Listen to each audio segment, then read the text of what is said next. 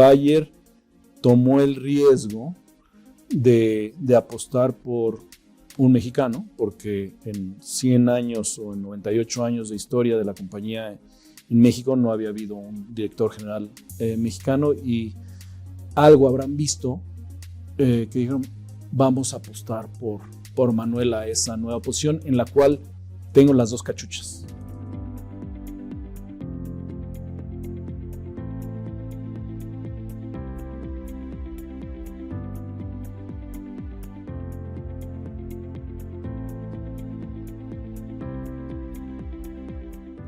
Gracias por estar aquí. Bueno, qué bonitas instalaciones. Llegábamos, platicábamos un poco las oficinas que tienen aquí. Es la parte corporativa, es lo que está aquí en Polanco, más o menos. Así es. Y me gustaría platicar un poco, Manuel, tu trayectoria. 20 y tantos años ya trabajando, ¿no? Si nos puedes platicar, ¿dónde empezaste a trabajar? ¿Dónde empecé a trabajar? Pues empecé a trabajar en Monsanto, justo después de terminar la carrera. Yo estudié ingeniería química y no había, había algunas opciones para trabajar cuando estudias ingeniería química. Pemex siendo una importante, pero había compañías transnacionales como DuPont, como Bayer, como Monsanto, y Monsanto me llamó la atención, el tipo de productos, y empecé ahí haciendo ventas técnicas, ¿no? Usando lo que había aprendido en la carrera, y mi primera posición se llamaba trainee en el área comercial. Y ahí empecé, y bueno, mi carrera en Monsanto, que posteriormente hace 4 años fue adquirida por Bayer, en el área corporativa, me ha dado mucha oportunidad de moverme a diferentes funciones, y te puedo decir que eso pues siempre ha sido de mi interés, ir conociendo nuevas áreas, nuevas funciones, nuevos negocios, y la compañía me dio esa oportunidad. Con decirte, a los 6 meses de haber iniciado en ventas, me dijeron que si no me quería mover a finanzas para llevar los presupuestos y la parte de crédito y cobranza. Mi respuesta no fue inmediata que sí, sino le dije, mira, yo estudié ingeniería química, nunca en mi vida he visto un estado de resultados, nunca en mi vida he visto un balance. No te preocupes, eso se aprende. Ve, toma un diplomado y para adelante. Y creo que eso marcó mucho mi carrera, ¿no? Porque era pues diametralmente distinto. Me aventé al agua, vi que lo podía hacer, y de ahí pues me movía a marketing, me movía a estrategia, me movía a nuevos negocios. En algún punto incluso fui CFO de la región. Y bueno, ya en los últimos 10 años he tenido la oportunidad de estar en una posición más de general management, ¿no?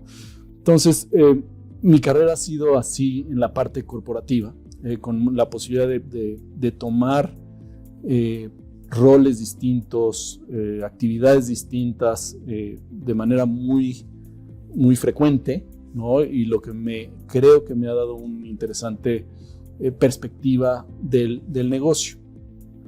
Adicional a eso, de mi parte corporativa, sí tuve oportunidad de empezar un par de negocios con amigos. Salí de Monsanto un par de veces, y empecé en el 2000 una página de internet, un negocio en el que se vendían autos nuevos, usados, y autopartes a través de internet.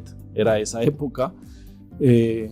Una experiencia muy, muy interesante, en la que pudimos hacer un portal que incluía México, Brasil, Argentina,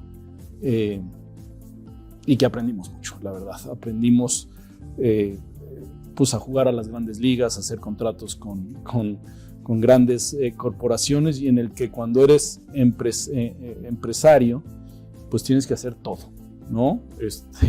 Tienes que hacer los contratos, tienes que hacer los planes de incentivo, tienes que hacer las campañas de marketing, tienes que vender, todo. Y entonces le das mucho valor a cada una de las funciones que operan en un negocio.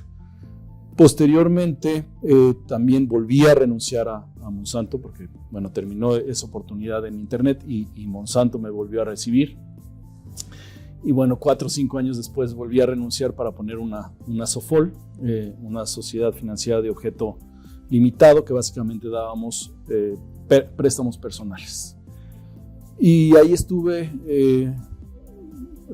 lo hicimos crecer 5 años y finalmente pudimos venderla a un banco español y pues regresé a Monsanto, ¿no? Entonces, esas han sido mis 2 partes en mi carrera, la parte corporativa, básicamente con Monsanto Bayer, y las oportunidades de estar también en la parte empresarial, ¿no? Con startups que empiezan de cero y pues que llegan a tener pues una cantidad importante de gente que hace realidad ese negocio.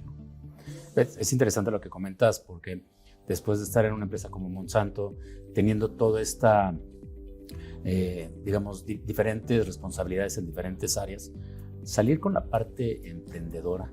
A veces se habla de los momentos, ¿no? ¿Cuándo es buen momento? Si al principio, cuando vas saliendo de la carrera, si después, cuando ya estás llegando a un tema de la jubilación, pero a veces salirse a la mitad del camino, cuando se está viendo que uno de alguna manera pues va creciendo, va en el rumbo adecuado, el tomar la decisión de voltear y decir, voy a invertir, porque es parte también de tu futuro, de tu dinero, de todo lo que sea, y apostarle a un nuevo negocio que sale de la nada, todo, tiene que tener realmente mucha, pues yo que diría, esa convicción, esa vena de empresario, ¿no? ¿Eso cómo te ha ayudado también para crecer internamente, no? Sí, y creo que sí es una vena, ¿no? Yo considero que esa curiosidad por nuevos negocios, por nuevos modelos de hacer las cosas, esa vena empresarial, pues seguramente está por ahí a algún lado. Y te diría que ahora es cada vez más común en empresas como Bayer, pues que esa habilidad es importante porque estamos en industrias en plena disrupción y en plena evolución.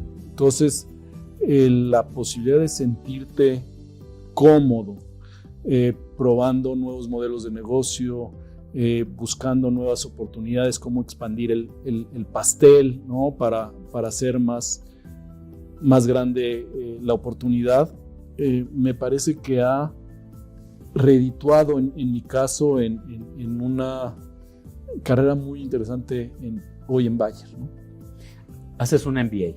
Sí. Ese lo haces, creo que en el extranjero, ¿no? Sí, lo hice. Tuve la oportunidad de hacerlo en Kellogg, que es la Universidad Northwestern en Chicago. 2 años de tiempo completo. Una gran experiencia. Y más que nada en mi caso fue estar rodeado de gente pues muy brillante en diferentes campos y en diferentes industrias, y esa universidad específicamente me dio mucho del conocimiento y del valor de hacer las cosas en equipo. Todos los casos, todas las clases, todos los proyectos eran en equipo y te podían tocar con gente de cualquier parte del mundo y con un background pues de lo que tú quieras y mandes, ¿no? Desde monjas hasta capitanes de submarinos nucleares, pasando por lo que quieras. Entonces, para mí fue una experiencia también muy importante, pues porque te da claridad de que 2 cabezas piensan más que uno y que esa diversidad de pensamiento seguramente te va a llevar a una propuesta mucho más robusta en lo que sea que hagas. Ahora, esto definitivamente, las personas que están al frente de las organizaciones tienen que estar siempre reinventándose, tienen que estar siempre en conocimiento, no te puedes quedar donde estabas, ¿no? Tú tuviste esa oportunidad de hacer este posgrado en el extranjero. ¿Qué le puedes decir a la gente que no tiene esa oportunidad de poder salir a hacer una maestría, ya no solo en el extranjero, sino a lo mejor aquí, por diferentes circunstancias, ¿no? Tiempo, recursos, la complejidad que sea. ¿Cuál sería, en todo este camino que tú has venido recorriendo, decir, ok, si no lo puedes hacer, ¿cuál sería el tip como para poder compensar o cubrir esas pequeñas áreas de oportunidad? Yo creo que no importa si es aquí o en el extranjero. Yo creo que no importa si es de tiempo completo o es de tiempo parcial. Yo creo que lo que debes de tener claro es que no puede pasar un día sin que aprendas. Yo hice la maestría el año que entra, cumplo 25 años de que salí. Y salí y pues después vino un diplomado y después vino un curso y después vino...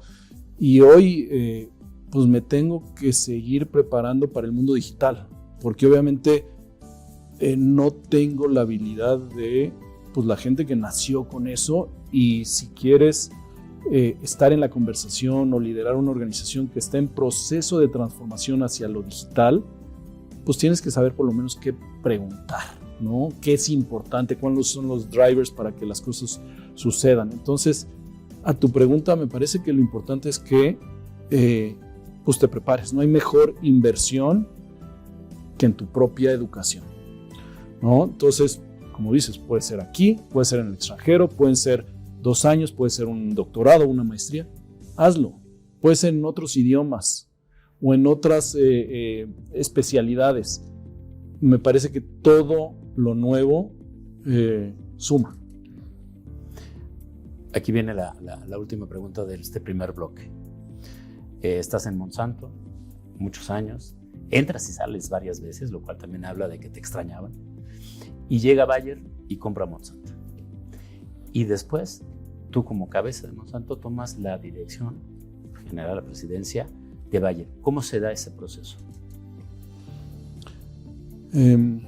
Bueno, Bayer tiene una parte agrícola o de alimentación que después de la adquisición de Monsanto representa el 50% del negocio. El otro 50% es nuestra área farmacéutica y de medicamentos de libre venta. Entonces, mi primer proceso de selección es pues para ver quién se queda en la parte agrícola de Bayer México. Si yo, que venía manejando el portafolio de Monsanto, o algunos otros candidatos que había de parte de Bayer. Y así fue el proceso de selección. Como cualquier proceso de selección, pues creo que hay que prepararse bien, saber qué has hecho, cuáles son tus experiencias y qué tienes que aportar para la situación que está viviendo la compañía, de una plena integración y hacia futuro.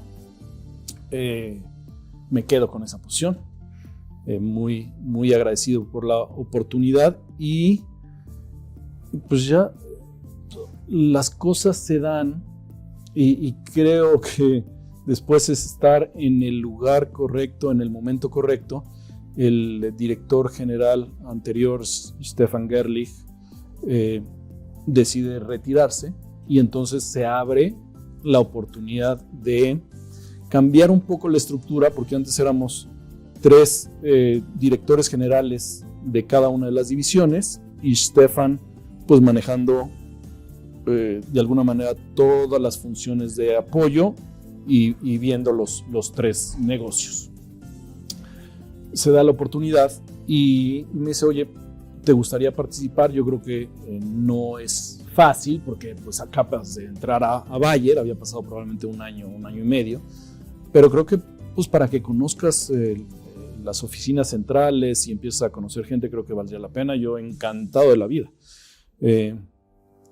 Y la verdad que pues me dieron la oportunidad, ¿no? O sea, Bayer tomó el riesgo de apostar por un mexicano, porque en 100 años o en 98 años de historia de la compañía en México no había habido un director general mexicano, y algo habrán visto que dijeron, vamos a apostar por Manuel a esa nueva posición, en la cual tengo las 2 cachuchas, ¿no? O sea, sigo como líder del área agrícola y además como director general que lleva las funciones de apoyo, finanzas, recursos humanos, legal, IT, etc. Entonces, pues, ¿qué te puedo decir? Muy contento, igual un proceso de selección transparente, abierto, y que, pues no te voy a mentir, me sorprendió a la semana o semana y media que me hablaron para darme la noticia que había sido yo elegido. Pues yo feliz y con todo,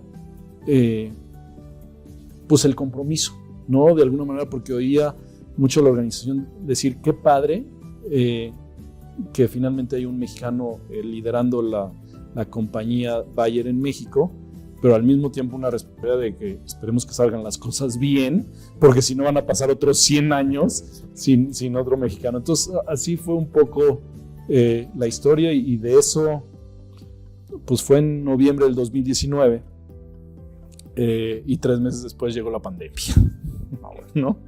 Pero bueno, me parece que como organización vamos avanzando hacia donde buscamos en el futuro.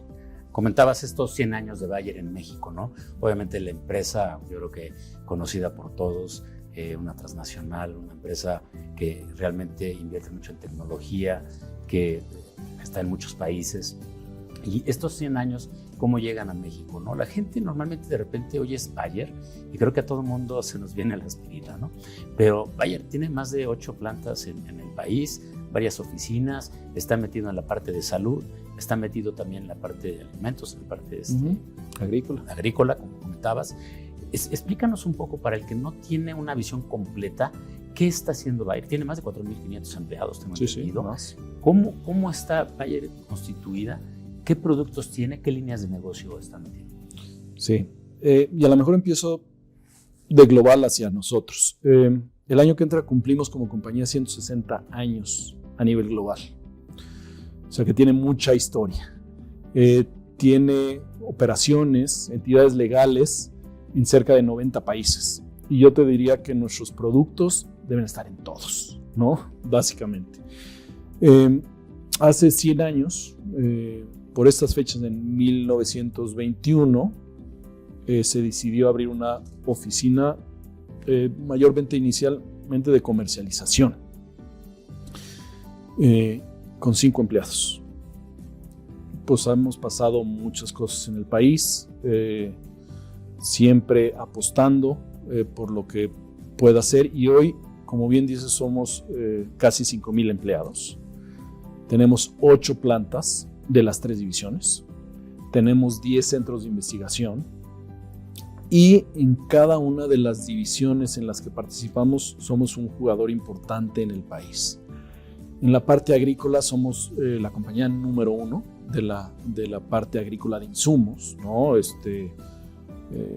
Semillas, biotecnología, productos de protección de cultivos, sean herbicidas, fungicidas, insecticidas. Somos la compañía número 1.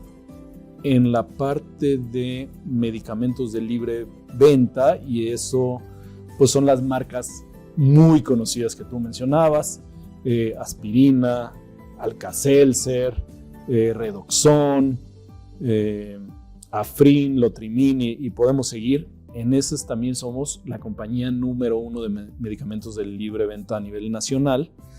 Y en la parte farmacéutica, que son pues medicinas de patente, de receta médica, en esas estamos en el top 4, top 5. Somos una compañía muy relevante. Yo te diría, los estudios nos han dicho que 8 de cada 10 hogares de México tienen algún producto de Bayer, ¿no? Entonces, por eso cuando hicimos la campaña de los 100 años, decíamos, gracias a México, Bayer es grande, ¿no? Gracias a su preferencia por nuestros productos, pensar que 8 o 9 de cada 10 casas hay un producto nuestro, pues gracias a la preferencia de los mexicanos hemos sido capaces de crecer el número de empleados por 1,000, y bueno, hoy pues vendemos entre 20 y 25 mil millones de pesos al año. Entonces hemos forjado un caminito mucho en términos de soluciones para el consumidor. Y ahí viene un segundo punto interesante. Decías, ¿quién no conoce Bayer? ¿Quién no? Si tú le dices, si es Bayer, es bueno, ¿no? Ha forjado eso a través de soluciones pues para los diferentes consumidores. Invertimos a nivel global entre 12 y 15% de nuestras ventas en investigación y desarrollo. El año pasado invertimos arriba de 5,000 millones de euros en investigación y desarrollo, tanto en la parte agrícola como en la parte farmacéutica. Entonces, aquí en México, Bayer es reconocido por sus soluciones, por su competencia, por su ciencia, por su innovación. También de alguna manera, pues por su cercanía a la audiencia. Y en eso tratamos de trabajar este año cuando celebramos los 100 años, ¿no? Decir, bueno, ¿cómo hacemos un trabajo en el que nos acercamos más a los consumidores, ¿no? Que no piensen en la aspirina como pues un producto que tienes más de 100 años en el mercado, sino que la aspirina se reinventa y así muchos otros productos. Estamos lanzando 5 productos nuevos farmacéuticos. Estamos obviamente en la parte agrícola, todos los años lanzamos entre 3 y 4 híbridos de maíz nuevos, de vegetales, agroquímicos. Entonces es una compañía que está siempre atenta a escuchar las necesidades de nuestros consumidores y tratar de buscar esas soluciones. Entonces un poco la idea de los 100 años era cómo les decimos que las soluciones que estamos buscando hoy están de acuerdo a las necesidades pues, del planeta, ¿no? Mucho más sustentables, en el cual pues, buscamos disminuir hambre, reducir temas de salud, temas de pobreza, diversidad, inclusión, agua, cambio climático. Todo eso está en nuestro día a día, en nuestra parte de investigación, que nos va a permitir que las soluciones no nada más resuelvan un problema, sino que estén enfocadas al consumidor, al paciente e incluso al planeta. Esta parte que comentas y que termina siendo del planeta, el tema de sustentabilidad. Sé que es un tema también importante para Bayer, ¿no? ¿Nos puedes platicar un poquito? Claro que sí. Y yo te diría, sustentabilidad hoy es uno de los guías rectoras de todo lo que hacemos. Te comentaba algunos de los puntos cuando trabajamos de la mano con la ONU en sus objetivos sustentables de desarrollo o de desarrollo sustentable, pues por lo menos 7 de los 15 objetivos estamos, pero como parte de nuestro negocio. Para nosotros la sustentabilidad no es una función aparte, sino que es parte de la solución que le traemos al consumidor. Entonces, por ejemplo, en la parte agrícola. En la parte agrícola tenemos que trabajar en producir más alimentos, usando menos insumos y obviamente reduciendo la huella de carbono, no nada más de nosotros como compañía, sino de los agricultores. Arriba del 25% de los gases de tipo invernadero los genera la agricultura. Pero la agricultura puede ser a la vez generadora o puede ser la responsable de reversar esos gases a través de prácticas correctas agronómicas, a través de secuestro de carbono, a través de no labranza de la tierra, a través de uso de coberturas o incluso a través de soluciones en las que uses menos carga química o puedas tener la capacidad de meter más plantas por hectárea y no seguir expandiendo la frontera agrícola. Entonces, cuando hablamos de soluciones agrícolas, pues todo eso entra en juego. Cuando hablamos, por ejemplo, de los temas farmacéuticos, obviamente es claro que parte de salud y bienestar, pues es uno de los objetivos sustentables de la ONU, pero vamos más allá. Una de nuestras áreas más importantes es salud femenina. Y en todo el tema de planificación familiar hemos hecho un compromiso muy importante de tocar 100 millones de familias en países de bajo o mediano ingreso para que tengan acceso a herramientas de planificación familiar. Obviamente, muy importante no nada más para la parte económica, sino también en el tema de diversidad e inclusión. También tenemos un objetivo de 100 millones de personas en las mismas comunidades vulnerables, en las cuales puedan tener acceso a información para que se hagan cargo de su salud de manera preventiva. Y de ahí vienen proyectos como temas de cerrar la brecha de vitaminas, poder cuidarse más en términos de nutrición o digestivos, y el otro 100, porque tenemos nuestro objetivo es 100, 100, 100, ¿no? 100 millones de mujeres, 100 millones de familias, y en la parte agrícola ser capaces de transferir tecnología, transferir soluciones a 100 millones de pequeños agricultores. Y pequeños agricultores son aquellos que tienen menos de 10 o 5 hectáreas.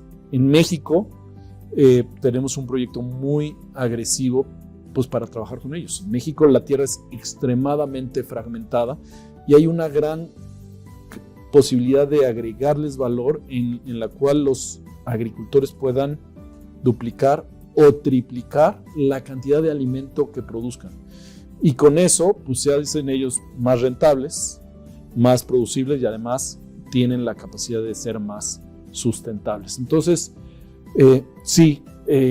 para nosotros el tema de sustentabilidad es parte del negocio, parte de las soluciones, y lo tenemos ahí y queremos realmente pues ponerlo afuera, ¿no? Como Bayer es la compañía sustentable en los temas que tocamos. Muy interesante, la verdad, todo este esfuerzo, y me llevaría prácticamente, yo creo que a la pregunta final. Hemos visto lo que ha pasado en el mundo los últimos 10, 15 años, cosas que no nos podríamos esperar. Creo que el tema de la pandemia obviamente a todos nos cambió la forma de pensar, de actuar, de todo, hasta de vestir, decíamos, ¿no? La pregunta es, estando Bayer en dos industrias tan importantes pues, para la humanidad, ¿no? La salud y la alimentación. Hablabas de los temas tecnológicos, de la digitalización, pero cada vez vemos más la complejidad de cosas que decíamos que no pensábamos que iban a pasar, y probablemente no sea la única pandemia que nos toque vivir, y esperemos que sí, pero no sabemos. Pero todas estas situaciones de enfermedades que están saliendo, ya hablabas un poco de la investigación, pero también un poco el poder satisfacer la alimentación a nivel mundial. Hay países con una carencia de alimentos terrible. ¿Cómo ves el futuro a nivel industria y Bayer dentro de esa industria en estos dos grandes temas, ¿no? El futuro de los próximos 5, 10, 15 años en la parte de salud y en la parte de alimentación? Y creo que lo dijiste muy bien. La pandemia nos dejó más claro que nunca que no hay nada si no tienes salud o alimentación, ¿no? Y por eso durante la pandemia pues no paramos, ¿no? Seguimos con todos tratando de surtir a los pacientes las medicinas que requerían para su salud, y obviamente a los productores pues las semillas o los productos para la protección de cultivo que les permitiera no convertir una pandemia de salud también en una pandemia alimenticia si no se producían los alimentos que se requerían. Entonces eso digamos que nos dio un impulso adicional, ¿no? Como compañía somos, yo te diría, la única compañía a nivel global que hace las dos cosas bajo un mismo techo, ¿no? Y por eso nos hacemos llamar una compañía de ciencias de la vida, ¿no? Alimentación y salud. Entonces nos deja claro que necesitamos seguir invirtiendo, que los retos son enormes. Necesitamos duplicar la cantidad de alimento que esta misma tierra, con cambio climático y con menos agua y con menos recursos, necesitamos producir el doble para el 2050 por temas de crecimiento poblacional, por el tema de cambio de dietas, etc. Nuevas enfermedades y además como también nos hemos puesto enfrente de nosotros la posibilidad no nada más de reducir el impacto de la enfermedad, sino curarlas. Algunas de las enfermedades crónicas, cómo podemos retarnos a curarlas. De ahí nuestra visión y nuestro propósito como compañía, que es salud para todos y nadie con hambre. Obviamente es una visión y un propósito muy audaz, de muy largo plazo, pero que nos hace levantarnos día con día. Ahora, por la importancia de las dos industrias, pues son industrias con mucha inversión, con muchos jugadores tratando de entrar y con muchas startups y con muchas nuevas ideas y con mucha disrupción. Lo que nos hemos puesto enfrente de nosotros como Bayer es acelerar nosotros mismos la transformación digital y la transformación del negocio. En la parte agrícola, por ejemplo, cómo podemos usar los datos históricos de cada persona, de cada agricultor, para poderle traer mejores soluciones o consejos que le ayuden a paliar esta situación del cambio climático, si va a llover o no va a llover, cómo se van a mover los mercados, qué tanta volatilidad tendrá en el precio. Entonces, toda esa información, convertirla, llevarla a través de un algoritmo y podérsela traer como una solución, como un consejo adicional. En términos de salud, pues cada vez es más personalizado. ¿Cómo podemos invertir en soluciones que le resuelvan el tema a la persona? Y hay muy buenos ejemplos. Obviamente te decía que estamos lanzando 5 productos, algunos para insuficiencia cardíaca, otros para insuficiencia renal, algunos otros de cáncer. La semana pasada lanzamos un producto importante, Nubeqa, para cáncer de próstata, pero también estamos viendo en el futuro cómo podemos liderar toda la parte de terapia génica y terapia celular. Y un buen ejemplo es Parkinson. Hay 10 millones de personas en el mundo con Parkinson. Conocerás a alguien, es una enfermedad durísima para el que la sufre y para la familia. Y hace 50 años que no hay una nueva medicina, no hay un nuevo tratamiento, no hay una nueva solución. Estamos trabajando de la mano con un par de compañías que adquirimos, BlueRock, AskBio, en una solución génica. Y los primeros 12 pacientes que hoy están en Estados Unidos, pues se les inyectan células vivas al cerebro, pues para curar la enfermedad. Estamos en las pruebas clínicas 1, ¿no? Apenas son 12 pacientes, pero hasta ahorita ha sido muy positivo. Pero ese es el tipo de cosas que vemos en la parte farmacéutica. ¿Cómo podemos movernos no a mantenimiento, sino a curación? Y en la parte de medicina preventiva o de consumo, de libre venta, pues mucho es cómo lo podemos personalizar. ¿Cómo puedes tú hacerte responsable a través de diagnósticos, a través de datos que nosotros mismos trabajemos, pues para darte las vitaminas, los suplementos, lo que pudieras necesitar para vivir mejor y no llegar ni siquiera a la enfermedad? Entonces, es una transformación de estas dos industrias muy fuerte y nuestra inversión en tiempo y en recursos es importante para estar sobre esa transformación e incluso generarla y liderar. Wow, súper interesante todo lo que están trabajando, lo que viene. La verdad es que el tiempo se nos fue, pero como dicen, volando. Manuel, quiero agradecerte mucho toda esta plática que has tenido con nosotros, compartir tu trayectoria, lo que está haciendo Bayer en México. Felicidades por los 100 años, felicidades por estar al frente y esperemos en alguna otra ocasión seguir platicando de estos temas. Será un gusto para mí y muchísimas gracias a ti por el tiempo y considerarnos en tu programa. Muchísimas gracias. Nos despedimos. Muchas gracias por vernos.